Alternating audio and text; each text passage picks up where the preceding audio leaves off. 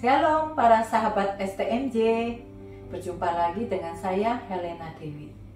Hari ini tanggal 20 Februari 2022. Bacaan diambil dari Injil Lukas bab 6 ayat 27 hingga 38. Saya terkesan dengan ayat 36. Beginilah bunyinya. Hendaklah kamu murah hati, sama seperti Bapamu adalah murah hati.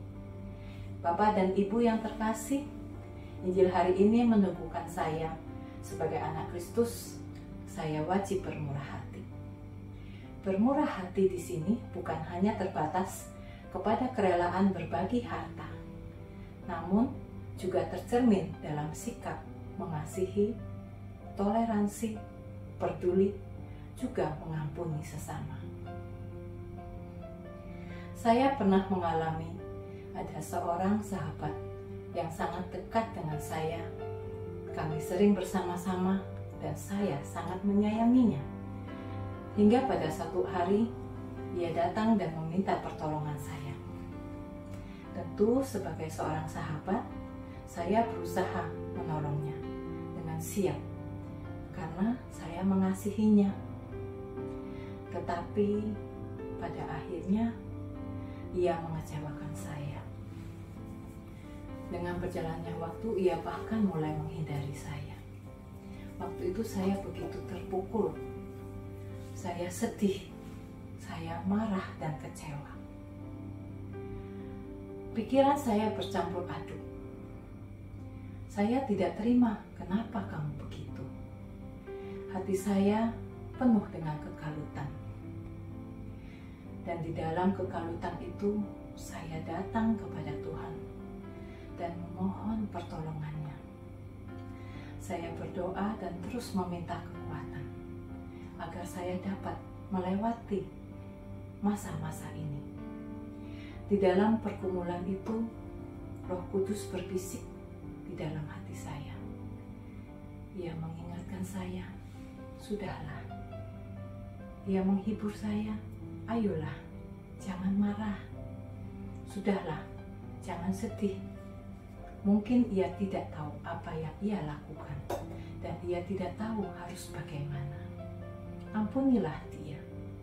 Berhari-hari saya rasakan pergumulan ini, akhirnya saya menemukan jawabannya.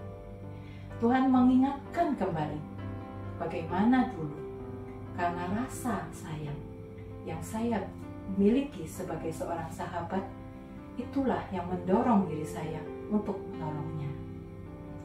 Saya menangis, saya bersimpuh kepada Tuhan dan mohon ampun atas segala dosa dan kelalaian saya. Saya katakan kepada Tuhan, Tuhan terima kasih, aku sungguh berdosa. Benar Tuhan, aku sangat mengasihinya. Mulai saat ini, aku mau melupakan semua masa lalu itu. Aku tidak mau memikirkannya lagi, dan aku mau ikhlas menolongnya. Saya pun berdoa, semoga sahabat saya pun dapat merasakan hal yang saya rasakan. Lalu saya memberanikan diri untuk menelpon dia dan mengajak bertemu.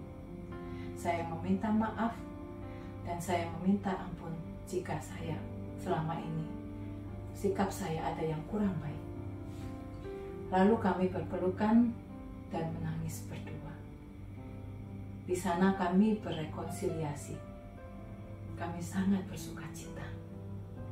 Puji Tuhan, dengan rahmat Allah, saya dapat memilih untuk bermurah hati dan tetap mengasihi teman saya, seperti Bapa yang bermurah hati kepada saya, mengampuni segala dosa dan kelalaian saya. Saya memilih untuk mengasihi sahabat saya dengan segala kelebihan dan kekurangannya.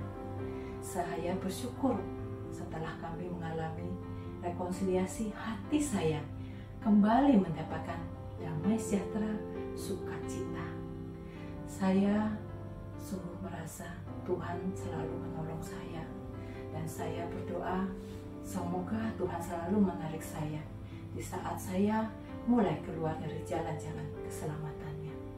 Demikian sharing iman dari saya, Bapak dan Ibu. Tuhan memberkati.